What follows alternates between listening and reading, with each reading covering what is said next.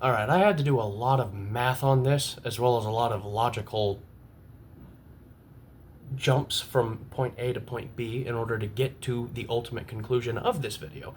But I saw that MLB is going to try and force yet another lockout at the end of next season, so right about November of 2026.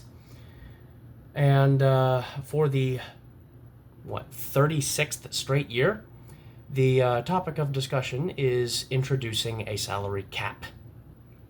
The problem with this approach is that if you're going to have a cap, you need to have a floor.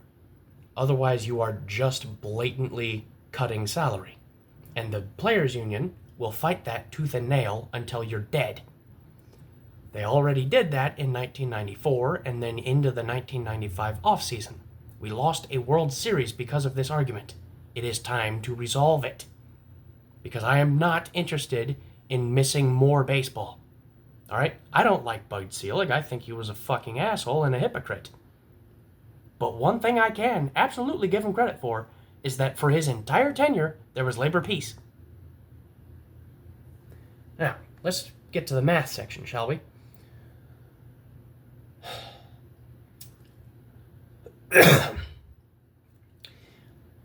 All 30 baseball teams have a grand total of $5.2 billion in payroll for this season. That is an average of $173,282,181 per team. 18 teams spent below that amount's average, and another 25 spend less than average than that on their 26-man roster. If they use the NHL model of a salary cap, which would be the total revenue divided by total teams, this would mean that baseball would have an active salary cap of about $109,811,583, while having a salary floor of 74% the value of the cap, which in this case would be $81,260,571.42. For the sake of simplicity, I decided to just round down and say that the round down to the nearest dollar, that way you don't have cent values. 12 teams would be under the salary floor in this scenario, and 13 of them would be over the cap. The Dodgers, who have the highest payroll in baseball, would be $238,916,520 over the cap. The Nats, who have the lowest payroll in baseball, would be $53,344,923,042 under the floor. This means that 68.51% of the Dodgers' payroll is over the cap, and the Nats would need to increase their payroll by about 65.65% to become cap compliant.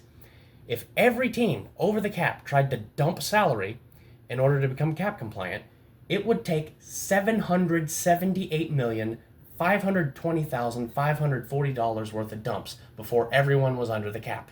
And teams under the floor can only take on $364,470,525 of that overflow. The rest of that money is just going to have to get buried.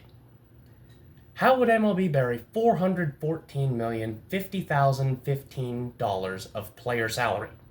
The only guess I can come up with is a Bobby Bonilla-style leveraged buyout for some of these struggling athletes that probably aren't going to live out the rest of their contract. But is there really $414 million worth of money out there to cut? I don't think there is. So now we at least understand why baseball is interested in expansion, despite the fact that 4 of their teams are at risk of going under, or at the very least switching hands. Do you at least understand now why the MLBPA has fought and is continuing to fight so hard against a salary cap? This fucks with everything, and people just don't seem to understand that, or they are paid very well not to understand it. I'm Trey McGathan, and I'll be seeing you soon.